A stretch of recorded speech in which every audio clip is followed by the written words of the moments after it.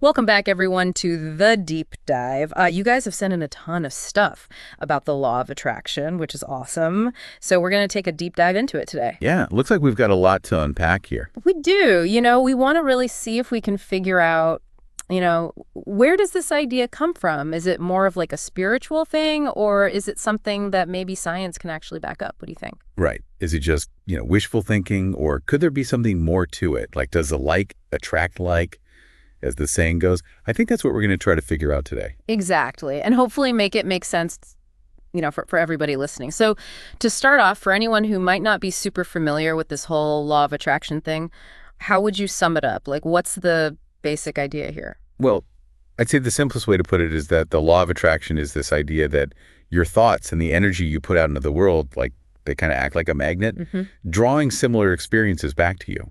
Okay, so like if you're constantly thinking negative thoughts, you're going to attract more negative stuff.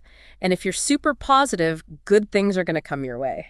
Exactly. It's like you're putting out a certain vibe, Yeah. and the universe is going to respond in kind. Like, say you're really focused on finding love.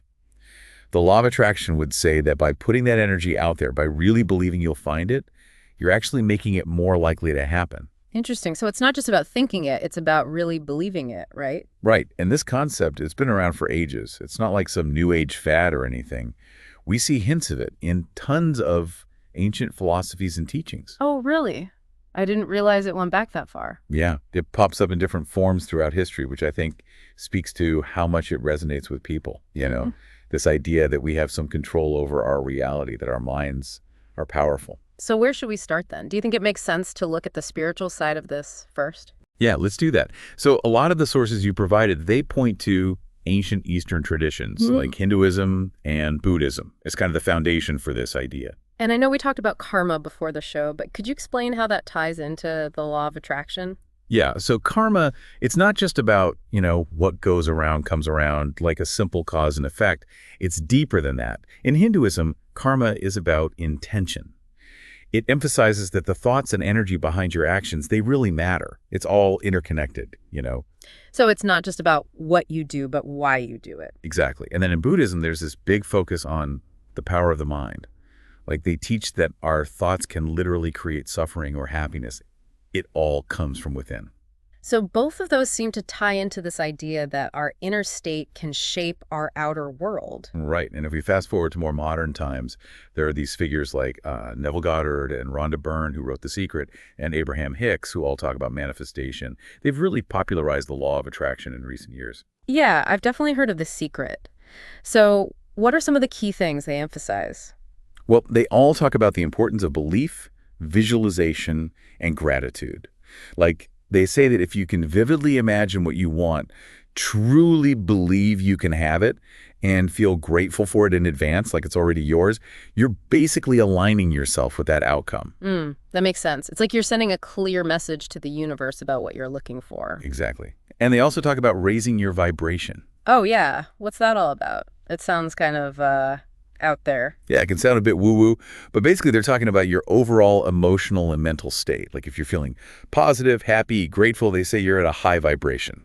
And that supposedly makes you more magnetic to positive experiences. Okay, so it's all about cultivating that positive energy. Right. And a tool they often recommend for that is affirmations. Oh, yeah, affirmations like writing down, I am wealthy or I am healthy over and over again. Exactly. The idea is that by repeating these positive statements, you're kind of reprogramming your subconscious mind, shifting your beliefs, and attracting what you want. Interesting. So that's the spiritual side of things. But I'm curious, what does science have to say about all of this? Like, is there any evidence that our thoughts can actually shape reality? That's the million-dollar question. And honestly, when we look at physics, like the fundamental laws of the universe, there isn't really hard scientific proof that our thoughts alone can directly change the physical world in the way some interpretations of the law of attraction suggest. So, like, I can't just think about winning the lottery and expect it to happen no matter how hard I believe. Probably not. But even though physics might not have all the answers, psychology does offer some interesting perspectives. Like what? Well, there's this thing called the reticular activating system, or RAS. Okay, that sounds pretty technical. What's that got to do with the law of attraction? So the RAS is basically a filter in our brain. It sorts through all the massive amounts of information we're bombarded with every second and decides what to pay attention to. And guess what? It prioritizes things based on our current focus and intentions. So, like, if I'm really focused on buying a new red car, I'm going to start noticing red cars everywhere. Exactly. It's not that there are suddenly more red cars. It's just that your brain is now tuned into them because they're relevant to you. Ah, that makes sense. So it's not that our thoughts are creating the cars, it's just that they're changing what we notice. Right. And that can definitely feel like the law of attraction in action, even if it's not literally bending reality. Interesting. And you also mentioned something about self-fulfilling prophecies. Yeah, that's another big one. It's a well-established psychological concept. Yeah. Basically, if you believe something strongly enough, you're more likely to act in ways that make it come true. So like if I'm convinced I'm going to ace a job interview, I'm going to prepare more, be more confident, and end up actually doing well. Exactly. Your belief becomes a reality because it influences your behavior. Okay, so that's pretty straightforward. But I know there's also this whole debate about the law of attraction and quantum physics.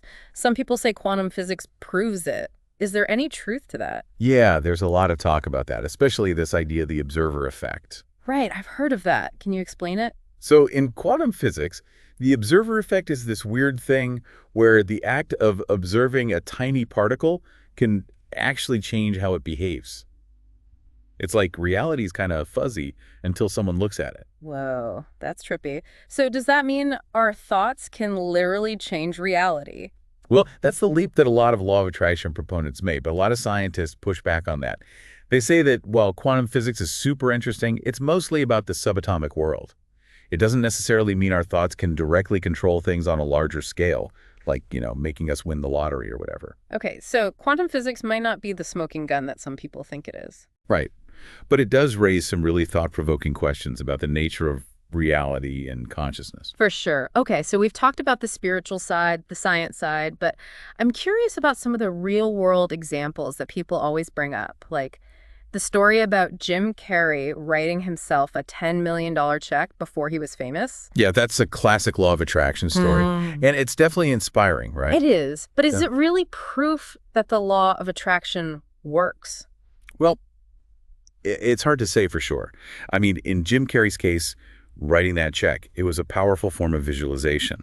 It kept his goal front and center in his mind. But we also have to acknowledge that he's super talented, he worked incredibly hard, and made smart choices. Those things all played a part in his success, too. So it's probably not fair to say that check alone made him a millionaire. Right. And it's the same with someone like Oprah Winfrey. She talks a lot about visualization and intention setting, and those things probably did help her focus her energy.